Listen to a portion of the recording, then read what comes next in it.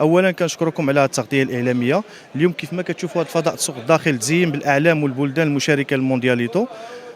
كنجددوا الترحاب بكل الفرق المشاركه، وحنا يعني كجماهير طنجاويه مستعدين للحضور بكثافه ان شاء الله من اجل انجاح هذا الحدث الكروي، وشكرا لكم.